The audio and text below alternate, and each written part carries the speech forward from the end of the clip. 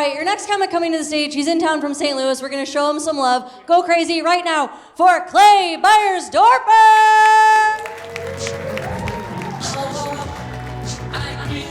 Laugh Factory, how we doing? Oh, I need more enthusiasm. Laugh Factory, how we doing? There we go. Get some life in this room. Get some laugh in this factory. There we go. It's great to be here tonight. I love doing smaller shows like this. Although one time I performed in front of only one person and actually got booed, which was pretty sad. Other than that, though, therapy is going really well. Doctor's saying we're making real progress, so it's been good. It's great to be here in Chicago tonight. I just recently got back from Texas doing a couple of shows, which are pretty fun.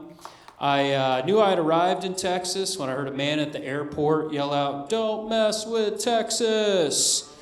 Really loud, which was both fun and confusing for me. Fun because I think it's great just how much pride people have living in the state of Texas. Confusing because he was standing at the urinal next to me, so not really sure what was going on there. Whatever it takes, though. Am I right, fellas? This guy knows what I'm talking about. You don't pee? That's cool, yeah.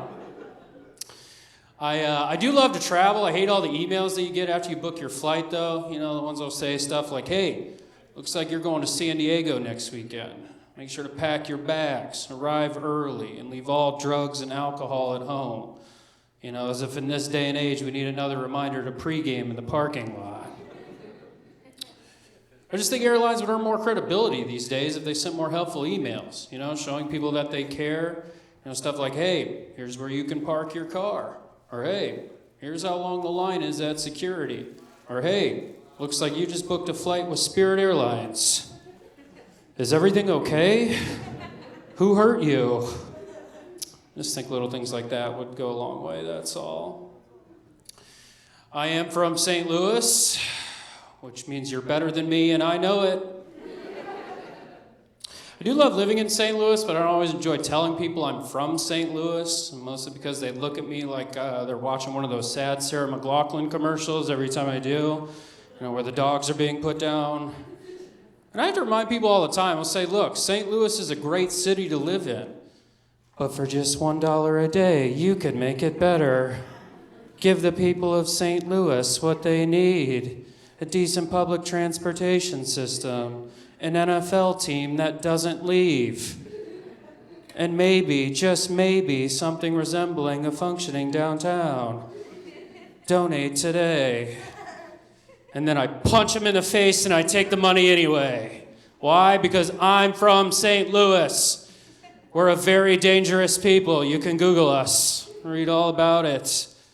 Take that, Chicago. It's soup season, magical time of year where we all just decide to give up.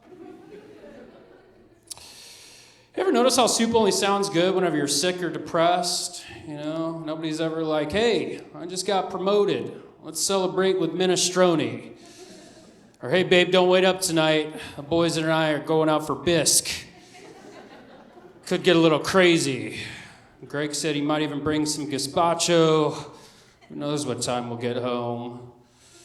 Imagine being the guy who invented soup. You know, like he just walked into work one day and was like, "What if I told you guys that you could eat lunch and hate yourself at the same time?"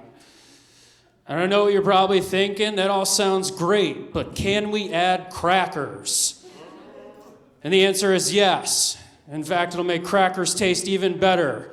We'll even invent our own special kind of cracker that you can use for soup and literally nothing else. We'll call them oyster crackers to make them sound fancy.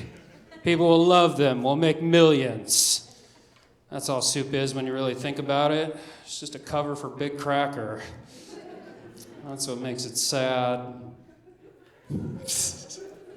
People really like when I said Big Cracker out loud for some reason. It's good to be here tonight, though, doing comedy. It's a great job. I used to work in construction, which was pretty fun. I learned a lot while working in construction, specifically two things. Number one, you're going to make a lot of mistakes in your life. And number two, whoever hired me must have learned that lesson the hard way, because I was not very good at construction.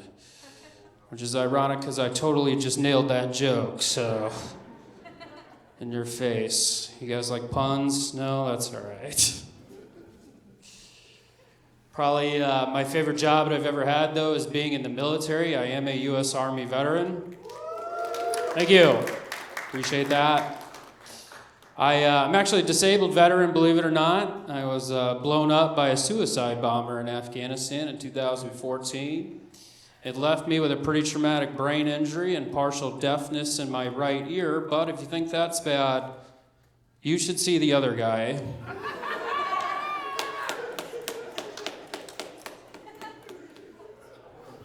I'm just glad you guys got that joke. Sometimes I get bombed harder than he did. Now, you hang in there, Laugh Factory. It's only going to get worse over the next several minutes.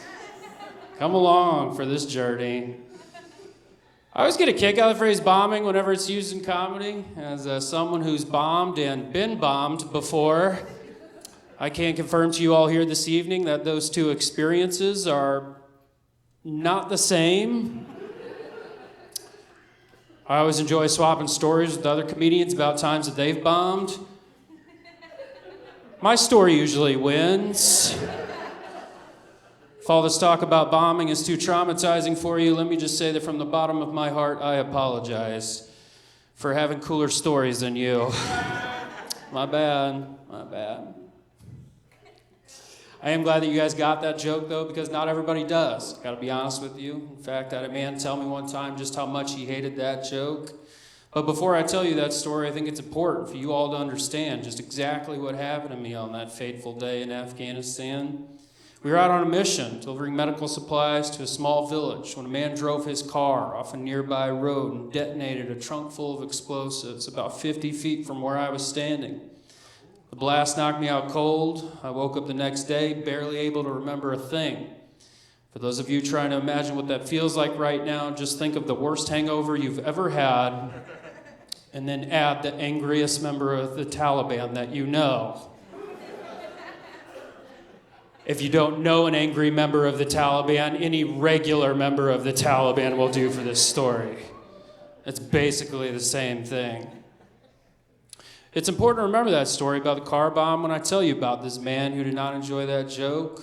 One night I got off stage and an Afghan man who was in the audience actually pulled me aside and told me just how much he hated that joke and how his country had been at war with the United States for more than 20 years. And in that moment I felt something. You know, here was a man pouring his heart out, clearly angry at me after losing friends and family, fighting in the forever war. And all I could help but think in that moment was, God, I hope I didn't park next to this guy. I was not ready for that movie sequel, Laugh Factory. Didn't have a helmet on or anything.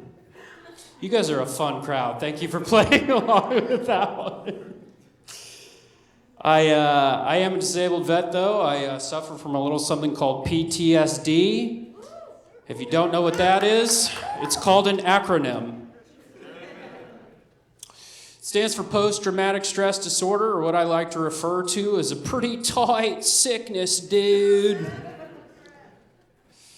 I've done my best to manage it over the years. A good mix of therapy and medication has got me to a good spot today, but I still deal with a few lingering side effects. The first of which is I can get recurring headaches, which I'm told is also a side effect of dating one of the Kardashians. I wouldn't know. I never played in the NBA. Doctors tell me that I do a really poor job of maintaining eye contact whenever I'm talking to people, which honestly I've got to push back on some because I think I do an excellent job of maintaining eye contact whenever I'm talking to people. So I don't know where they get that one from. It's called an act out. That's high-level comedy. They also told me that I can be short whenever I'm talking to people. And that's all I'm going to say about that. I'm partially deaf. It's a fairly new condition. As you can all see, I'm also fresh to death. But that's been a lifetime condition. And I'll just tell people that I'm fully deaf to make it easier. to cut in front of them in line. We didn't like that part. That's fine. Well, people tell me all the time, they say, Clay, isn't it offensive to fully deaf people whenever you do things like that? And my response to them is the exact same thing every single time, and it's this: I can't hear you. It works like a charm every single time. It's great. I also suffer from short-term memory loss, which means my life is just a giant game of hide and go seek that my car keys are currently winning. It can be tough dealing with short-term memory loss at such a young age, but it has its perks. It made getting over my ex pretty easy. Made getting back with her even easier. She was like a completely new person the next day. It was great. I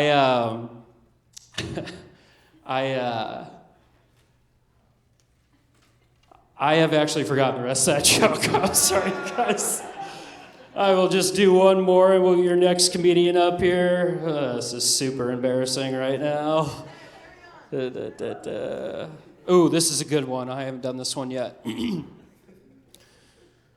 I suffer from short-term memory loss. That's going to do it for me. I'm Clay Beyersdorfer, everybody. Thanks so much.